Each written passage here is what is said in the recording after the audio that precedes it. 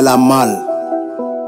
Ni les pleurs, ni les cris ne pourront la sauver des griffes de cette vieille femme ignorante. Coupée par cette lame assassine, je ressens la douleur qu'a pu endurer cette petite fille innocente. J'ai mal au plus profond de mon être quand je pense que cette douleur, elle doit la supporter jusqu'à la fin de sa vie. La douleur de cette lame qu'on lui a affligée sans même demander son avis est le début de sa souffrance. La honte, la peur et la méfiance. Quand au lit avec son homme, elle doit y aller. Ils font penser immédiatement à toute cette atrocité qu'elle doit endurer une fois sur la table d'accouchement. Pour elle, le plaisir d'être mère s'est envolé depuis l'âge de 5 ans. Car, dépourvue de ces parties de son organe génital, elle ne pourra plus jamais connaître cette sensation ni cette euphorie que connaissent les autres femmes non excisées pendant les moments d'intimité avec leur homme jusqu'à 55 ans. Elle a mal entre ses cuisses, je te dis. Elle a mal au plus profond de son être. Elle a mal car elle vit la peur. Elle a mal car son cœur se meurt. Elle a mal, elle a très très mal.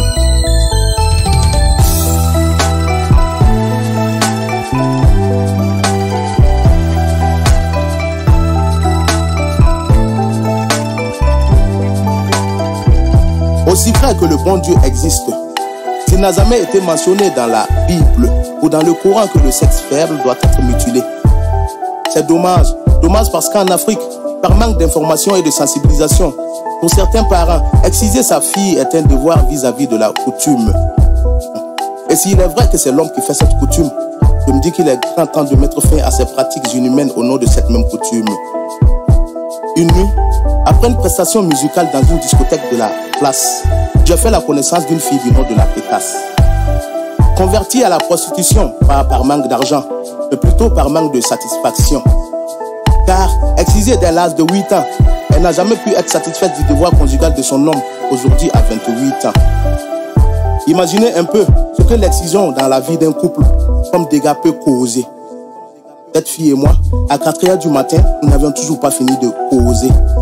Car elle a mal entre ses cuisses, je te dis. Elle a mal au plus profond de son être. Elle a mal car elle vit la peur. Elle a mal car son cœur se meurt. Elle a mal, elle a très très mal.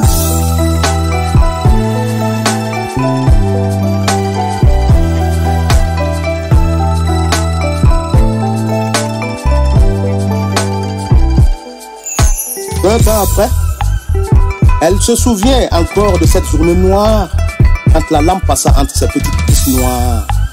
Cris, douleur et peur la hantent toutes les nuits. Et surtout l'image des 2 sœurs jumelles qui dans son esprit est enfouie. Excisée dès l'âge de 3 ans et décédée quelques jours après cette descente en enfer. Alors, je demande à tout le monde de se taire.